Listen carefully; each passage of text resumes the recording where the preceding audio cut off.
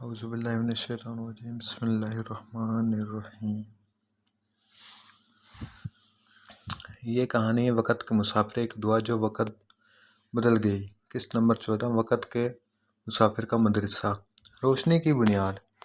ماں اور ارسلان کے وصال کے بعد محلے کے لوگوں کی کئی دن خاموش رہے۔ اذان کی آواز سنتے ہی سب کی آنکھیں نم ہو جاتی۔ ایک دن امام صاحب نے مسجد کے باہر جمع ہو کر کہا، ہم ان دونوں کو صرف یاد نہیں کریں گے، ان کے خواب کو بھی حقیقت بنائیں گے۔ یہ جگہ علم، سجدے اور ہدایت کا مرکز بنے گی۔ یوں مسجد کے برابر ایک چھوٹا سا کمرہ بنایا گیا جس کے اوپر تختی لگی، مدرسہ وقت کے مسافر سجدے کی درسگاہ۔ یہ وہ جگہ بن گئی جہاں قرآن کے ساتھ دل بھی سنوارنے لگے اور سجدوں کی خوشبو پورے علاقے میں پھیل گئی۔ پہلا سبق۔ مدرسے کے پہلے دن ایک چھوٹا سا بچہ آیا، نام تھا حمزہ۔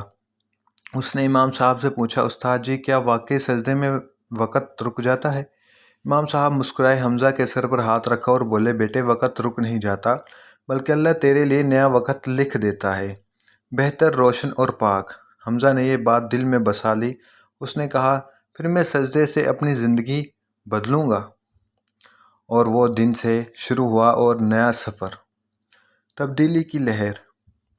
چند ہی مہینوں میں مدرسہ پورے شہر کی پہچان بن گیا۔ جو نوجوان کبھی راتوں کو گناہ میں گم ہوتے، اب فجر کے وقت مسجد کے صحن میں بیٹھے قرآن پڑھ رہے تھے۔ بازاروں میں لوگ کہتے، یہ محلہ بدل گیا ہے، یہاں کے چہرے پر روشنی ہے، یہاں کے دلوں میں یقین ہے۔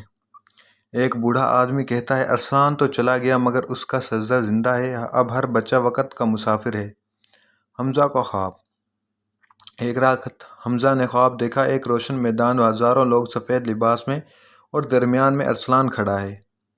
ارسلان نے مسکرا کر کہا، حمزہ تم نے میرے بعد چراغ جلائے، یاد رکھو سجدہ زمین پر ہوتا ہے مگر اثر آسمان تک جاتا ہے۔ وقت کو قید کرنے والا وہ نہیں جو گھڑی دیکھتا ہے بلکہ وہ ہے جو سجدے میں جھکتا ہے۔ حمزہ کی آنکھ کھل گئی، وہ فوراً اٹھا، وضو کیا اور سجدے میں گر گیا اور کہا، یا اللہ مجھے بھی وقت کا مسافر بنا دے۔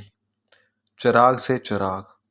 سال گزرتے گئے، مدرسہ اب ایک ادارہ بن گیا، ہزاروں بچے وہاں قرآن اور دنیاوی تعلیم ساتھ پڑھتے۔ ان کے نصاب میں ایک خاص باب تھا، سجدہ، وقت کی قید اور روح کی آزادی۔ ہر جمعے کو امام صاحب وہی دعا دہراتے، اے اللہ ہمیں بھی وہ لمحہ عطا کر جو سجدے میں قید ہو جائے، اور ہر کوئی آمین کہتا، آنکھوں میں آنسو اور دل میں یقین کے ساتھ۔ آخری منظر۔ مدرسے کی چھت پر لکھا تھا کہ یہ وہ جگہ ہے جہاں وقت رکا نہیں بلکہ سجدے نے اسے بدل دیا۔ جب شام ڈھلی، سب مدرسے کے در و دیواروں سے اذان کی آوازیں گونجتی، بچوں کی آوازیں فضا میں اٹھتی، اللہ اکبر، اللہ اکبر، اور ایسا لگتا ہے جیسے ارسلان اور اس کی ماں اب بھی وہیں موجود ہیں، مسکرا رہے ہوں کہ ان کے دعا اب نسلوں تک پہنچ گئی ہے۔